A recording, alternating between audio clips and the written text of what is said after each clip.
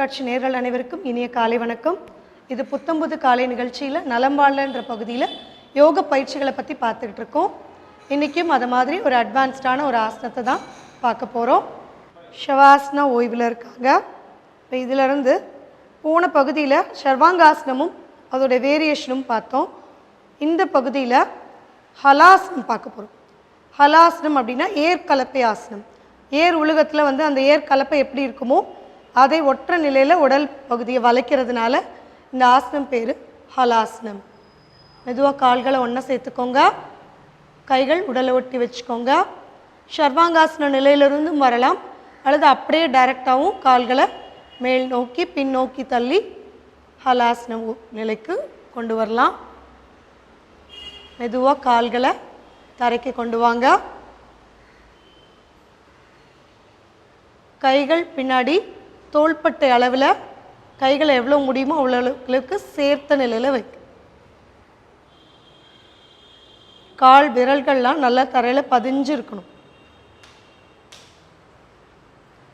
இப்போ அப்படியே மெதுவாக கால்களை விரிங்க.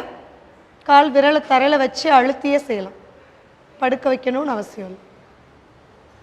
மெதுவாக கால்களை ஒன்றா சேருங்க. இடுப்பில் கை கொடுத்து கூட நம்ம சப்போர்ட் பண்ணிக்கலாம். மெதுவாக இப்போ இரண்டு கால்களையும் ஒன்றா சேர்ந்து வலது பக்கமாக நடந்து போங்க.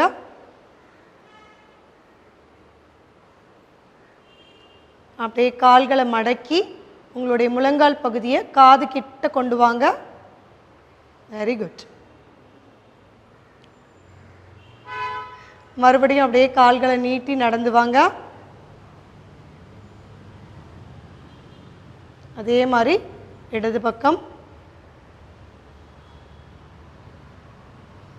அப்படியே கால்களை மெதுவாக மடக்குங்க. மறுபடியும் கால்களை நேராக கொண்டு வாங்க. கால்களை ஒரு அரை அடி மட்டும் விரிங்க. ஃபஸ்ட்டு பண்ண போகிறது சிவலிங்க ஆசனம். சிவலிங்கம் மாதிரி பார்க்குறதுக்கு உடல் அமைப்பு கொண்டு வரதுனால இந்த ஆசனம் பேர் சிவலிங்காசனம். கால் முழங்கால்களை மடக்கி காதுக்கு பக்கத்தில் கொண்டு வாங்க. கால் விரல்கள் படுத்த நிலையில் இருக்கட்டும். கைகள் தரைக்கு கொண்டு வந்துருங்க. வயிற்று பகுதியில் இருக்கக்கூடிய அத்தனை தசைகளும் இதில் வேலை பார்க்கும். கழுத்து பகுதியில் முழுமையான இரத்த ஓட்டம் கிடைக்கும். மூளைக்கு படுக்கூடிய அத்தனை நரம்புகளும் சுறுசுறுப்படையும் இந்த ஆசனத்தில்.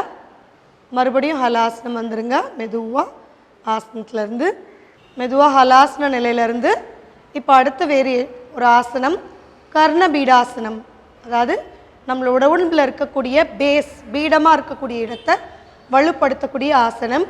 கால்கள் ஒரு அரை அடியிலேருந்து ஒரு அடி வரைக்கும் காலை விரிக்கலாம். அப்படியே முழங்கால்களை தரையில் வைங்க. காதுக்கு பக்கத்தில் கால்கள் படுத்த நிலையில் இருக்கட்டும்.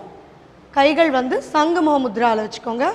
சங்குடைய முகம் மாதிரி இருக்கக்கூடிய முத்ரா.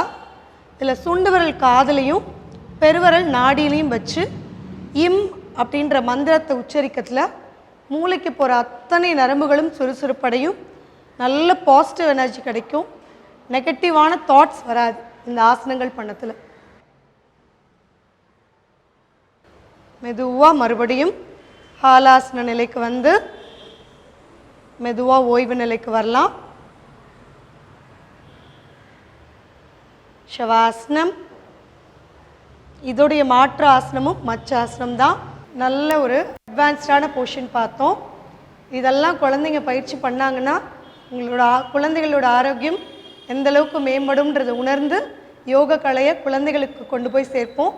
வருங்கால சந்ததி ஆரோக்கியமான சந்ததியாக வரணும்னு சொல்லி விடைபெறுகிறேன். நன்றி, வணக்கம்.